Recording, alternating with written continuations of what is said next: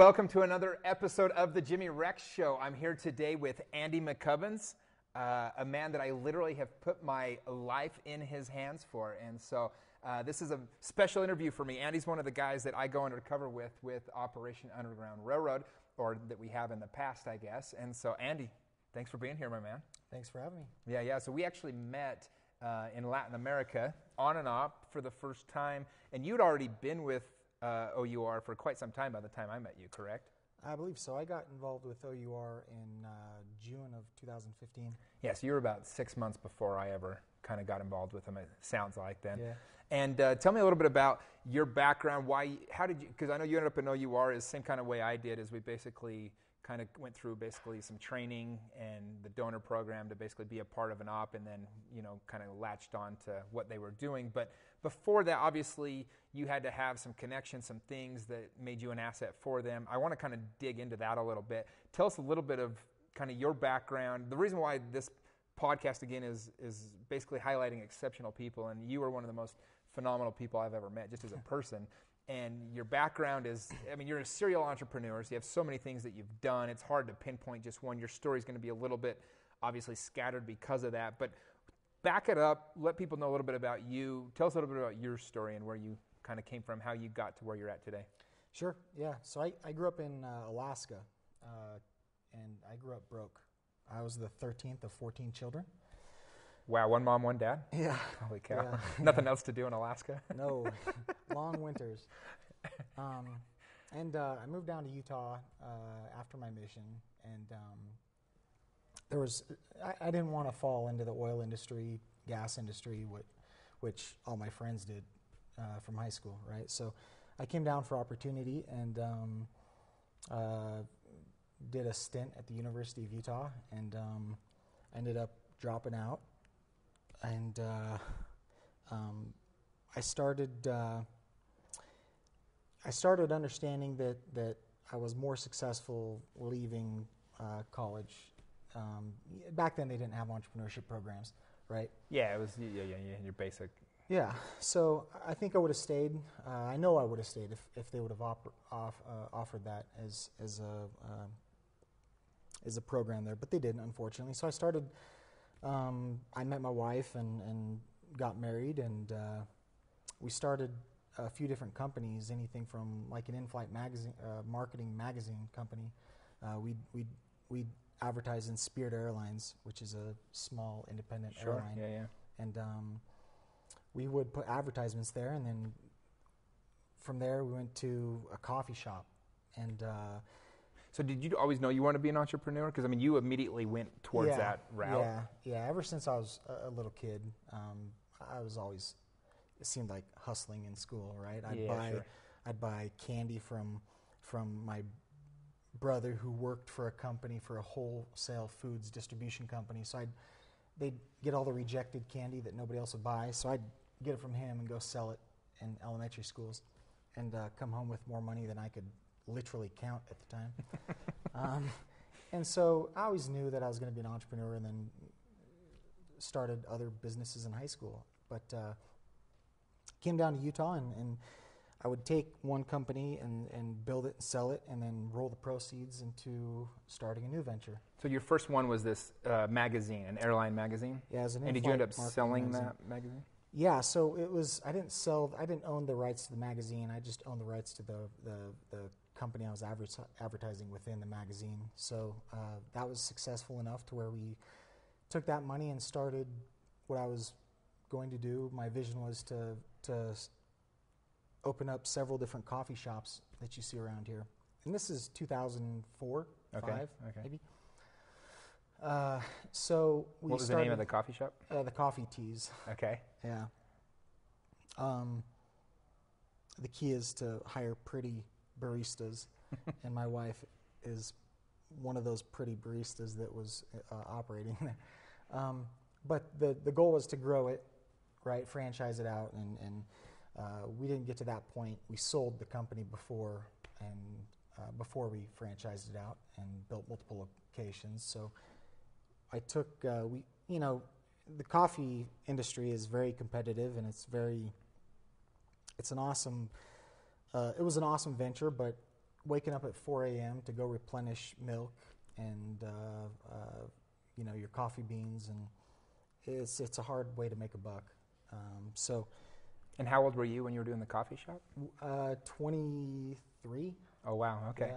So you were 2 years home off your mission. You started a coffie shop. Yeah. That's hilarious, kind of. I love it. I think we were the only coffee shop owners that didn't drink coffee at the time. I just had some whiskey before this, so obviously I'm not living that lifestyle. Yeah. But it's just, that's hilarious. So you didn't actually drink coffee at the time, but you owned a coffee shop. Yeah. That's fantastic. And so you sold that as well then? You turned around, you'd sold 2 businesses by the time you were what age? 23. Wow. Okay. Yeah, 24. And then what? So then you go into your next one? Yes. So then I started an online internet marketing company. So we would take businesses. One of the struggles of being a coffee shop, a small business owner, is getting people in your doorstep, all right, in your business. And early stages of Google, nobody was really doing any search engine optimization. So I thought, well, shoot, there's a need. Why don't I help other small business owners get people in their door?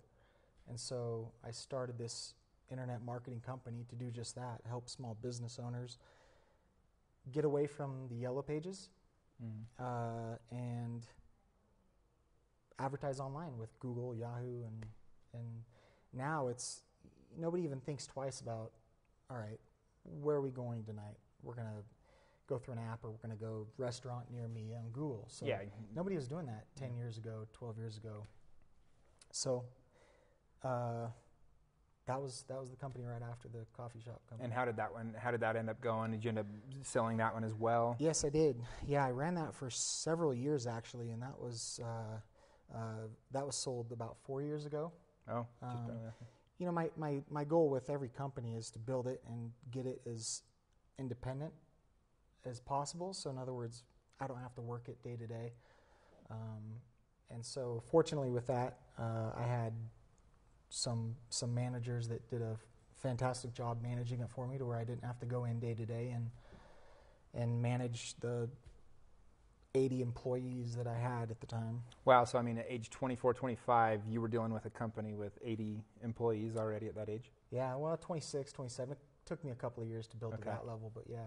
Wow. And then, how did that scaling go from a coffee shop to this company that has 70, 80 employees? You were, basically, we talked about this before the interview, you were a 25-year-old millionaire essentially at that point, but you're managing, you're so young and you're managing all these people. How did you scale that, or what was the challenge of that? Yeah, see, that's what people don't teach you, is how to manage other people. And I think that's a personality trait that you either have or you don't have. And fortunately, I grew up being the youngest, 13th of 14, youngest boy. All of my brothers are 6'5", 6'6", 310 pounds. I'm the smallest boy in my family, and I'm 6 feet.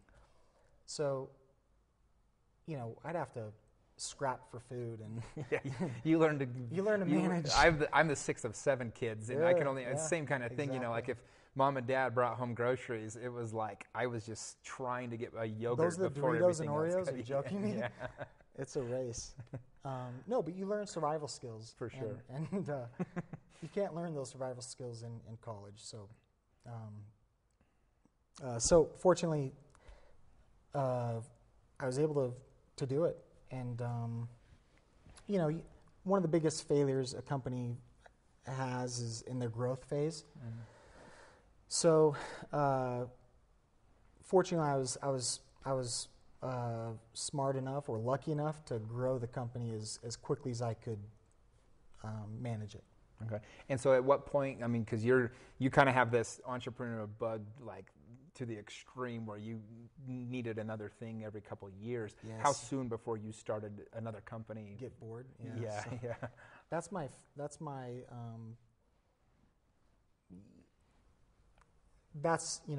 when people ask, is there anything wrong with being an entrepreneur? I say no, absolutely not. However, there is that factor of getting bored. So once I start a company and it's self-sufficient, I tend to get bored.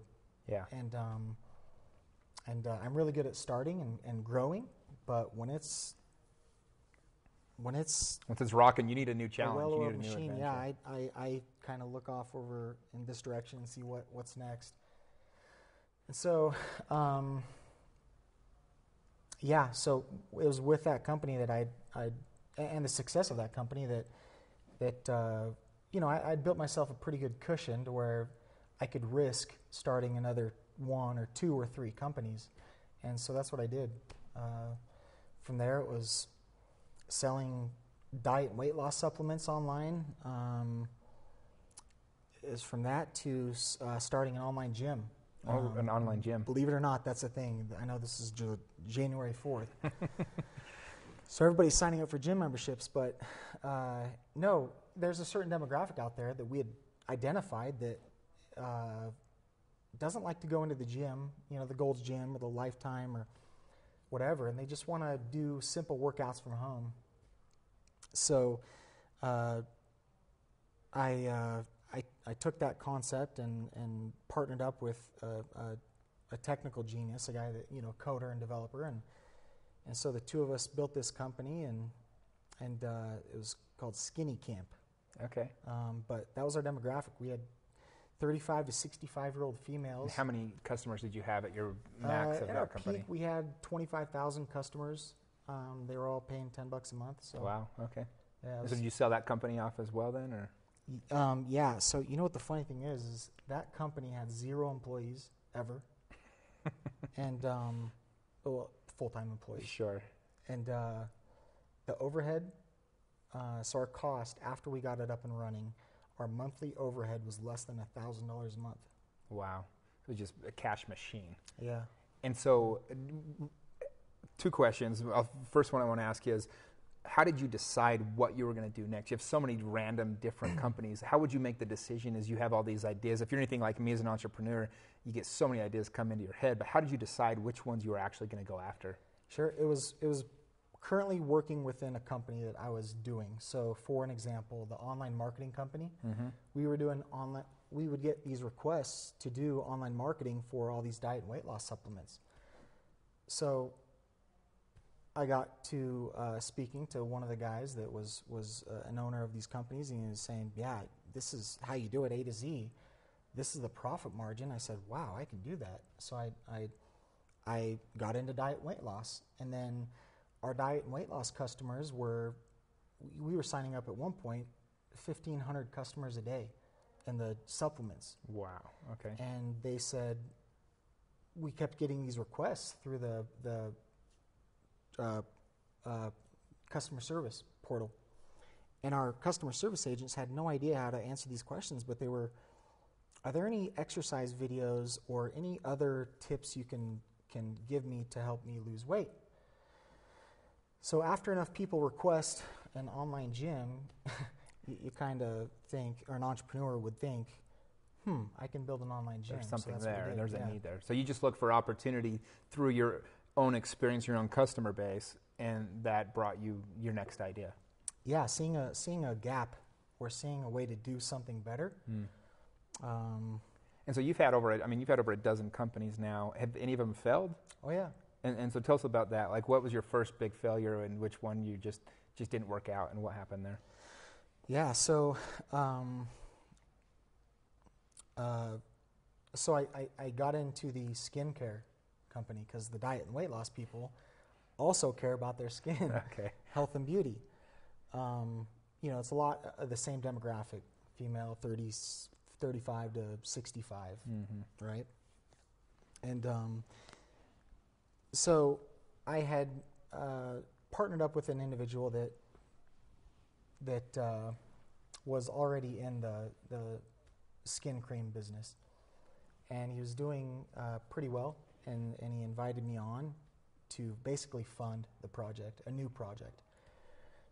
And I said, yeah, sure, that'd be great. And so I ordered 50,000 bottles of lotion. I ordered 50,000 bottles of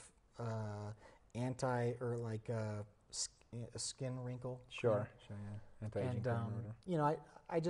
I took him at his word, unfortunately, and I had a little too much confidence, or not confidence. I was a little too Naive? gullible Okay. in what he could do as far as selling it online. And I ended up donating it all after it sat in a warehouse for several years. Actually, it was 2 years.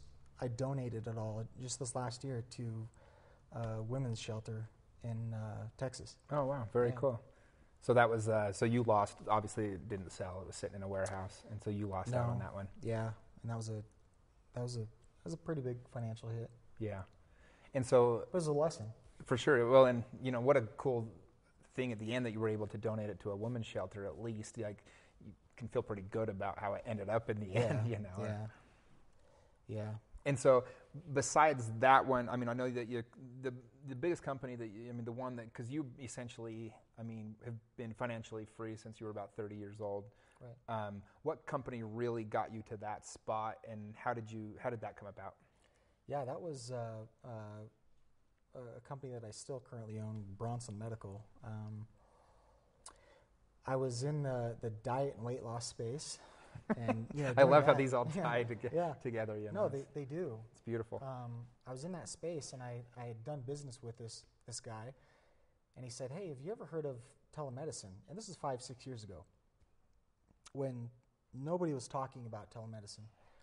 And I said, "No, what is that?" And he said, "Well, it's a way to provide health care in people's homes rather than having them go into the urgent care and ER."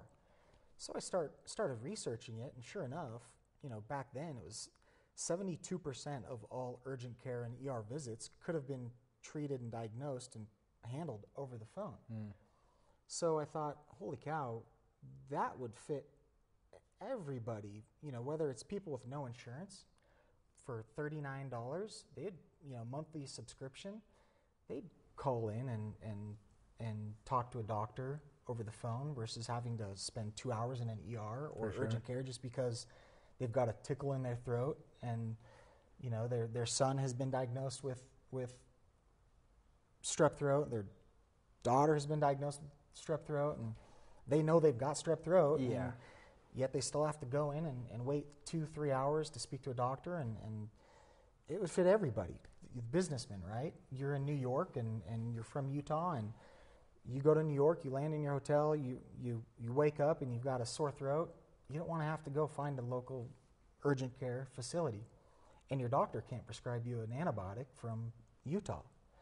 And so I thought, wow, anybody and everybody would love that idea. I'm going to start that company, and we're going to do that. So I partnered up with this guy. And we started, it was called Modern Doc. You know, modern and doctor. Sure. So we started that, and it failed miserably. It was terrible. And why? What?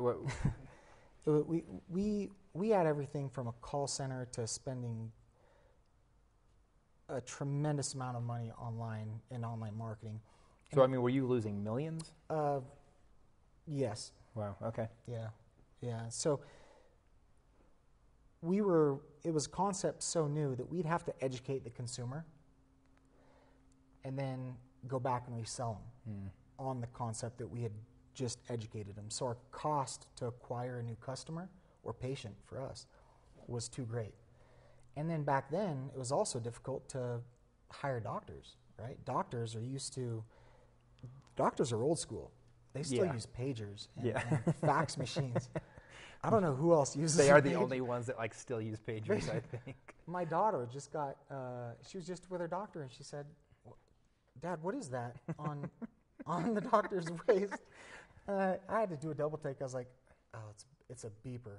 It's a pager." That's awesome. They still use them. So trying to convince a doctor to practice a new way of medicine, right, was also it was difficult. So that failed miserably, and so. So did you shut it down, or what did you do at that point? So we had all but shut it down, and when I say all had. We didn't actually file the paperwork to close the corporation or anything, but we let our customers that we did sell die down. We let go of our employees, our staff, and I don't know, there's just something in me that said, you know what, this concept is it does too much good for the patient or consumer to not work. Mm-hmm. And so I went back to my partner and I said, hey, listen, I think there's a way to make this work, and I'm gonna still give it hell. Give this one more go here. Yeah. I'm not done with this yet. It's too good of an idea. It's too good of a concept. There are some tweaks that I'm going to make, but I think we can do this. Let's go. And he said, you know, I've given it all I've got. I'm doing something else anyways. Go ahead. And I said, all right, well, if you're sure, then I'm gonna do this. And he said, all right. So we parted as friends, and I started what's today Bronson Medical, and a multi-billion-dollar company. And how many employees are you at today? Roughly 200. Wow. Yeah. Awesome. And so that was, what year did you restart it? And what gave you that second wind to give it one more shot? Because most people would have just stopped there, especially a serial entrepreneur, right? Was it just the idea was that good, or what was it that gave you that second wind? And how long ago was that? Yes, this was in, the second wind was in late 2012. Okay. Yeah. And was it just the idea was so good, or what gave you that second push? Yeah, so it was trying to identify, you know, the biggest obstacle for us was, like I said, getting the patient. So we were calling people up and saying, hey, here's this awesome idea. People like you and I, right? Mm-hmm, we'd call customers up and say, you know, whether you have health insurance or not, this is an awesome product because you can call from anywhere. Could they get some prescriptions from those doctors and everything? Oh, yeah. Okay. Yeah. And it lasted 5-10 minutes, maybe, the whole process, and of calling in, talking to the doctor, and getting the prescription called into the local pharmacy. But it was just, you know, that concept, that unfathomable, if that's a word. Holy cow! I can get a prescription without going to the doctor. I can just call up and tell them my symptoms, and they can ask me some questions, and they'll call it in the pharmacy. It was almost too good to be true. So we were spending way too much money on customer acquisition. So I said, well, I'm going to go find somebody that already has a customer base, already has a patient base. So there are these companies, huge companies, that have already existing patients, and they just, what they had been doing traditionally is they had been sending those. So they have patients because they're sending them diabetic supplies, or they're sending them CPAP machines, okay, or they're sending them jazzy wheelchairs or canes, or anything that's durable medical equipment, or chronic illness. They're sending them to their doorstep already. And what they've been doing traditionally is they've been telling people to go to their primary care physicians and get treated and get a prescription from their doctors. Well, what happens when somebody moves from Utah to New York? You don't want to go. You don't even know where to start. You don't want to go find a new doctor. Exactly. Right. So if you've got diabetes, you move from Utah to New York. If you were to have a lapse in treatment, right, in your medication, it would be devastating to your health. So what we did was we would bridge that gap between primary care physicians. So I would contact people that are already shipping medications to patients, and I'd say, hey, send me every patient you have that doesn't have a primary care physician. I'll have one of my doctors in New York call the patient in New York and treat them. And if appropriate, write a prescription for them. And that's once we did that approach, once that was our business model, it was game over, because at that point. Yeah. So you quickly were able to acquire just a ton of clients through working through these, and you solved the need that they had as well. Yeah. They weren't losing their client anymore, or like having their client have this distress. Yeah, and the healthcare system, you know, if a patient goes off treatment of their diabetic supplies or medication, it's a massive toll on the healthcare system. Wow, no, that's great. And so you have 200 employees. That's running. That's going smoothly. You have managers doing that full time. Yes. So what about you? What's next? So are there other businesses that you still want to start up, or at this point are you more involved in the, like the Operation Underground Railroad and more of this kind of stuff? Is that what's driving you?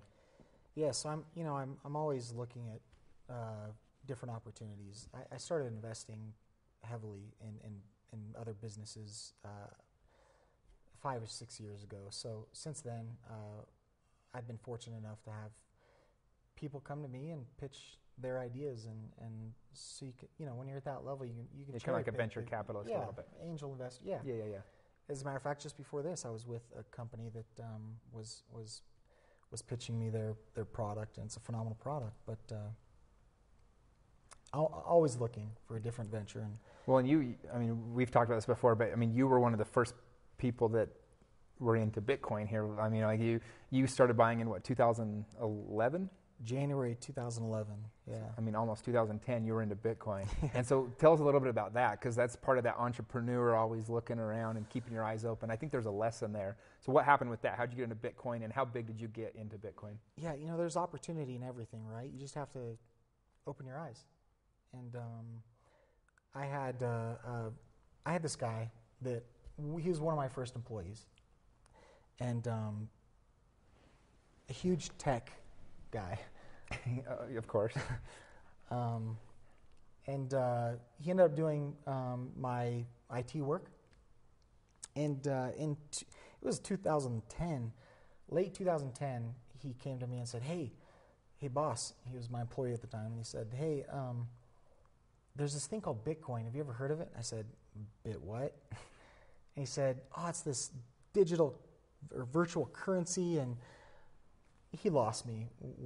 Right after he said virtual currency, I was like, okay, let me try and grasp what virtual currency is. And it's like Pokemon coins. Yeah, he's like, I'm going to mine them, and do you want to split a miner with me? And I'm like, what? And so, sure enough, a few months go by, he comes back and says, hey, I've got 500 coins, and they're worth $1 each. And I only put in $100. And I said, okay, yeah, whatever. And so it wasn't until the beginning of January that he came to me and he said, hey, listen, you laughed at me when they were 10 cents a piece and then $1 a piece, but now they're $5 a piece, or I can't remember the exact amount they were in January caught your attention. 2011. I said, hey, Jordan, have you tried to sell any of these yet? And he said, yeah, I've cashed out some money. And I said, you've received money in your bank account. And he said, oh yeah, yes I have. And I said, sign me up. Sign me up first and then explain it a little bit more in detail. No, but so I had this office space. I was renting the Walker Center, downtown Salt Lake. I don't know. I was renting the 5th floor of that, and part of my lease was I didn't have to pay for power. Oh, wow. They had no idea you were going to set up a mining unit. I had, I don't know, maybe 50 employees, and you would have thought that we were fixing computers for a living. Because back then, you used to have these big computers that you'd get the graphics cards, the gaming graphics cards, would do the mining for you. And so every outlet, we had these computers. How many computers did you have? Hundreds. Are you serious? Oh, yeah, hundreds. Probably 200 or 300 at least. And, the sides are off of them to keep them cool. Wow. You walk in and it's 110 degrees. In the wintertime, every window was open just to keep it cool. Wow. Because those machines would burn really hot. And they're literally running all day mining the Bitcoins. Yeah. Did the landlord say anything to you, or what? How did that go? What was your power bill? Do you even know? No. It was all included. He's losing money on you. He had to have been. I feel so bad. And so how long did you do that for? And how many coins were you mining a day? Like, how was it work? Were you getting multiple coins a day? Oh, yeah. That was back in the day where, so this guy and I partnered up, and we started doing the Butterfly Labs miners, and then the Ant miners, and the KNC miners, and we started buying just miner after miner after miner. because they started making machines that would specifically mine for Bitcoin. Okay. And so we eventually moved to another space, and I had this massive warehouse, and you walked in and there were cameras everywhere. I swear people thought we were growing marijuana because of our electricity bill. Yeah. As a matter of fact, we did have people come knocking because of our electricity bill and the security we had around there. Because we had these things locked in cages. And your Bitcoin machines? Yeah, these miners. And to try and explain, people would walk in and people from the state would walk in and they'd be like, what is this? And we'd just be like, it's their servers. We'd run a lot of data through here. And as a matter of fact, we'd rent data centers as well. Oh, wow. Yeah, so for people listening that don't understand Bitcoin, I'm still trying to learn it a lot. I bought a couple just to be in the game or whatever. What does that mean when you're mining a Bitcoin? Please try to explain it in a short example so that somebody listening can understand, because it's so hard for people to understand what that means. Right. So to mine for a Bitcoin, it would be like having a machine, a computer that hacks a code. So it'll take that machine, if there's one code in one machine, it'll take that machine, let's say, a day to crack that code. And when it cracks that code, it releases a Bitcoin. We'll call that a Bitcoin. Okay. It's a key, basically. Yep. And it says, all right, this computer cracked this code, and it's verified on the blockchain. So it's verified on this decentralized network of computers around the world. And it belongs to this computer, because this computer has its specific wallet, right? So It tells it that, hey, if it's a machine and it's gonna hack this code, it's gonna send that code back to this wallet. Machine, machine. So that's basically how I explain it to people. That makes sense. Okay. And so but if there are multiple people trying to crack a code, it becomes harder. The codes become harder to crack. And so how do they know the codes that they're trying to crack? Are they just out there and then the machine finds them and they... Yep. And so did you keep, today, do you still have all these miners out there working, or how is it working now? No, so I stopped mining about a year and a half ago. And why? At the time, the value of the coin didn't justify the cost of the electricity. And it got too difficult to where, for me, it made more sense to just buy and hold coins than to keep trying to mine them. Manage the mining machine. It's a full-time job. To really? Have, oh yeah. So you had employees there running the whole thing and everything. Yeah. So 10,000 coins later. Wow, that's how many coins you mined was over 10,000? Yeah. What's obviously you didn't keep them all along the way, and I'm not going to ask you to share how many you currently own, but what's 10,000 Bitcoins worth today? What are they, 15,000 a piece today? So $150 million. Wow. Worth of Bitcoin is what you mined. It's incredible. Yeah. It's phenomenal. So what do you think is going to happen? Like, I know this wasn't the direction of the interview necessarily, but what people listening that are like, do I get into Bitcoin? Do I not? What's your recommendation to people at this point if they're interested in the blockchain technology and cryptocurrencies? The blockchain technology is not going away, and it's cool to see articles come out every day and huge companies, IBM, investing in the blockchain. Mm-hmm. Pumping billions of dollars into the blockchain, and it's a technology that's incredible because it is decentralizing. With Bitcoin, it's decentralizing currency, but also it enables better security and redundancies to where these huge cyber attacks can't come in and the WannaCry attacks, and it can't come in and target a specific bank or a specific company. It would be nearly impossible, even if the U.S. government tried. The tipping point has long been past where if the NSA were to point all their data servers towards cracking and breaking up the blockchain, it's reached critical mass to where it's impossible. It'll never happen. So it's not going away. No. So the best thing to do is embrace it, right? It's new technology.